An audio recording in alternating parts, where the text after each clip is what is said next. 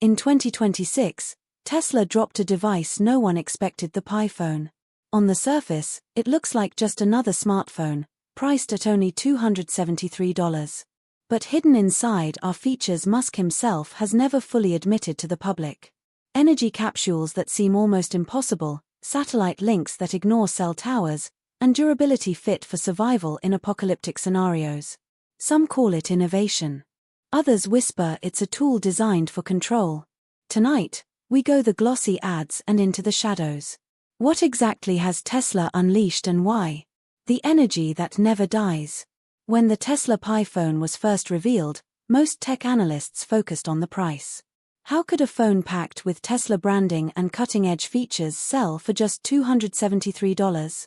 But the real story wasn't the price tag. It was the way the phone stayed alive, seemingly the limits of modern engineering. The key lies in its unusual power system, a mix of traditional batteries, solar panels, and something Musk has never fully explained: the energy capsule. A typical flagship phone battery is simple enough. 4,000 mAh, nominal voltage around 3.7 volts, giving you about 14.8 watt-hours. Enough to power a smartphone for a day of moderate use, maybe 2 if you're careful. Nothing remarkable there.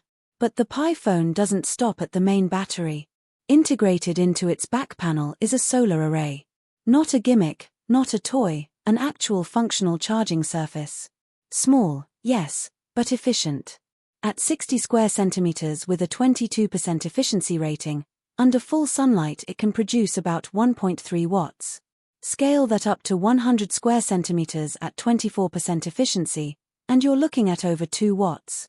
It doesn't sound like much until you realize 1 hour in the sun could give the phone an extra 15% charge, enough to make 5 to 10 emergency calls when everything else is dead. But the strangest piece is the capsule. Solid state, no liquid, no moving parts, designed for long-term storage and sudden release. The very idea raises questions. Why would a consumer phone need technology that sounds more like something pulled out of a classified aerospace lab? Capacities are listed at 10, 15, or 20 watt-hours. In emergency mode, where the phone sips only 0.66 watts to keep GPS, texts, and calls alive, a 20-watt capsule could run the phone for over 30 hours straight. Put it into deep standby, consuming just 60 milliwatts, and the same capsule could keep survival functions running for nearly 2 weeks. Now imagine the implications. A device that never really dies, so long as the sun touches it. In disaster zones, war zones, blackouts, or wilderness survival scenarios, the Pi phone doesn't just stay alive. It keeps you tethered to the grid when the grid itself has failed. Why would Tesla design something like that unless they expected the grid to fail? This raises an unsettling question. Was the energy capsule built for consumers, or was it a testbed for something larger? The technology sounds suspiciously similar to power units rumored to be in development for off-world colonies and military survival gear. Some speculate the Pi phone is less about competing with Apple or Samsung and more about proving a portable energy solution on a massive scale. It's easy to dismiss such speculation as paranoia. But one detail stands out. The capsule is sealed, software-controlled, and can't be accessed by normal users. You can't replace it, recharge it independently, or even tamper with it without triggering failsafes. Why lock it down so tightly unless it's storing more than just energy? Could it also be gathering data? Could the capsule itself be some kind of sensor node, a power supply doubling as a surveillance device? Tesla hasn't answered. And Musk, usually eager to boast about breakthroughs, has kept strangely quiet about this one. A network that ignores towers. For decades, cell phones lived and died by the same infrastructure: towers. Towers that go down in storms, towers that burn in wildfires, towers that crumble in earthquakes. The Pi phone doesn't care. It was born with something different, something people only whisper about when talking about government black projects: direct-to-satellite communication. Starlink. Thousands of satellites orbiting low over the Earth, each one a node in Musk's ever-expanding net. Most people see it as a way to get Wi-Fi in rural homes or on yachts in the Mediterranean. But the Pi phone changes everything. This isn't about dishes bolted to rooftops. This is about a slab of glass in your hand locking directly onto the same satellites that guide global military operations.